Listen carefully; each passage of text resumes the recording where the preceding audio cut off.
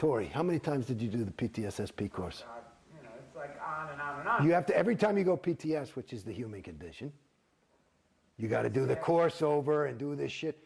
Let me tell you something. That's another racket, PTS. I'm not sure if we got PTS description on PTS camera. is potential trouble source. So all injury, accident, and illness. Listen to those three words. All injury, accident, illness, is all because of PTS. Everything negative that happens is because of PTS, which means you are a P potential T trouble S source. Wow, that sounds weird, a potential trouble source. So in other words, not only did you just slip and split your lip, but you better get away from this guy, because if you're near him, you're going to split your lip too, and your business is going to fail. He's a potential trouble source. So you got to take him out. It's like he's got, you know, it's like you don't come to school with the flu. This is like the spiritual flu. So it's like heavy shit. And now there's only one reason that you are a potential trouble source. One reason is that you're connected to an SP, which is a suppressive person. Now this is the 2.5% of awful people like Tori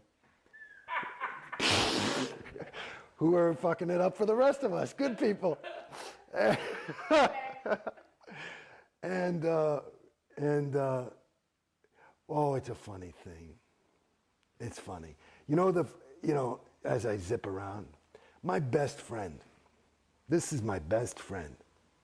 I mean, like, this is a guy that I was, in 9th grade, I met this guy. And like, I saw this guy, came to my school in 9th grade, and I said, I saw this guy, and I was a gregarious kind of kid, and he was new.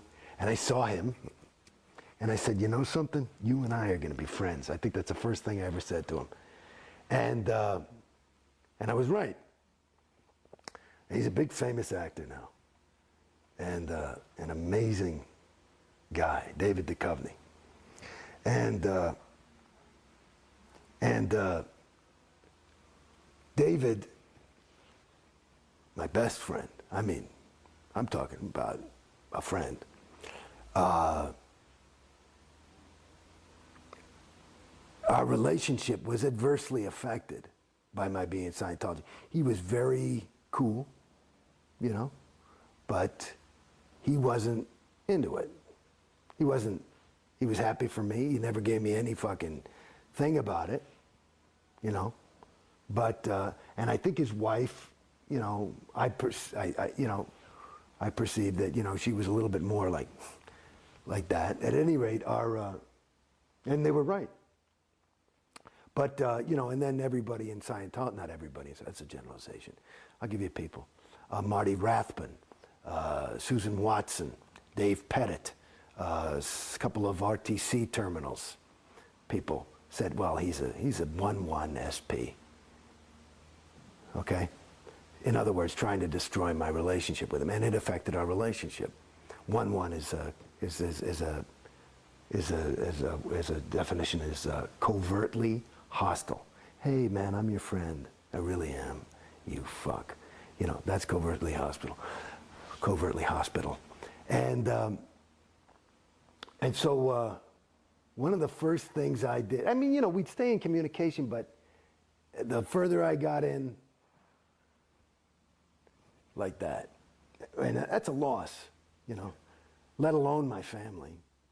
You know, who know about my family, you know, shit, they don't fuck with me or anything, you know, but I've never been closer now that I'm out, you know, because they weren't into it. Everybody was totally respectful of me. Nobody ever said, you know, my mother said one thing once, you know, I just don't think it, you know, allows for the grace of God or something. That was the all, something, you know, because she's big Christian thing.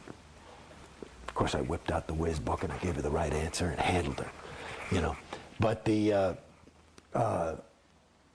thing with Dave, this is just the other thing when I was thinking about I was laughing is as I got out, when I got out, one of the first people I went to go see was David. And, you know, his whole family was out of town. And, And I was just moving here, and now we live in the same city. And so I went over to his house, and we're just walking around, and we talked about it a little bit, just a little bit, because I just said, oh, by the way. I said, oh, okay. So we started to talk a little bit about OT levels and stuff like that, And he doesn't watch South Park or whatever the fuck, but he doesn't know this whole. So what is that? What is the? What were you into? Why? What is the OT? Or so I don't know what if he asked, but somehow I went and I explained to him, and here I am, just kind of basically, it just walked out the door, and it did so much for me, but. I started to explain to him the story of Xenu and the loyal officers. And I tell you, fuck me. I mean, I couldn't get a third of the way through the story. And we had our faces on the floor. We were laughing so hard. I mean, you couldn't even talk. It was just, because it's retarded. It's insane. What was your reaction, though, when you saw the packet with the info? How did you react? Well, that's the other thing I got to say. I mean, like I had told you earlier, I had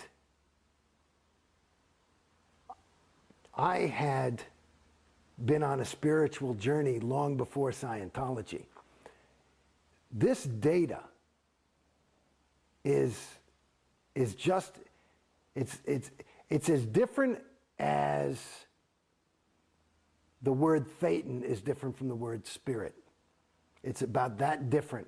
I mean, the Bible talks about the devil and demons. It's nomenclature. The entities is what they talk about in these New Age religions.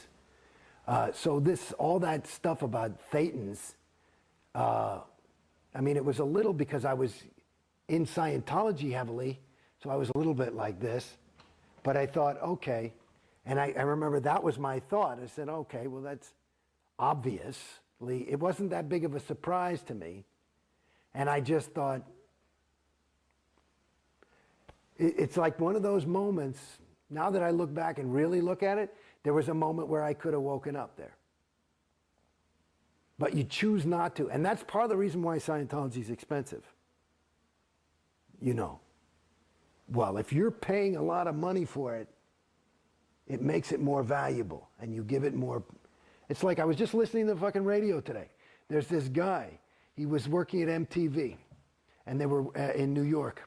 This is just on NPR today. This guy, and he was on this art channel on NPR. And he was working at MTV, and they were talking about packaging and marketing and how important it is. And the guy, and he was talking and saying it was important, and that it was, this other guy said, it's not that important. He says, bullshit. And they had a little bit of an argument, and he said, well, let me show you something. And he went, and he was in New York, and he went and he grabbed little garbage, and he put them in little plastic boxes, and he put a little stamp on them and dated them and signed the, and numbered them, and he's selling them for $50 each as art. Started as $10 as just, and it was like a little gift. But now that they're up there $50 and $100 each, the people are actually calling them art. So it's an interesting thing. So again, it's your own, you're driving the car.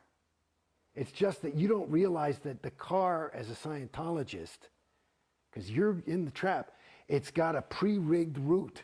It's called the bridge. And so you feel like this is this easy life. I just got to sit here and the car basically drives itself. All I got to do is show up at the church and I'll be happy. And there you are. And you're on the bridge to total freedom. To total freedom. Yeah, they free you from yourself. That's one of the brutally ironic things about Scientology when they have a slogan called Think for Yourself. Yeah. And you find yourself thinking exactly what Scientology wants you to think, it seems. No, but you're doing it yourself. That's why it's pretty good. I mean, it's really insidious. It's quite, it's so bold and bald-faced that, you just would never suspect it. It's another, reminds me, you remember those, I used to smoke cigarettes. And so I was smoking cigarettes and I wanted to quit and I couldn't quit and I'm smoking. And then these new cigarettes came out from American Spirits. And and they're supposed to be all natural, right? And the fucking thing on it, it said addictive free. And I said, bullshit. So I start smoking and I'm down to like 2 cigarettes a day. And I'm like fucking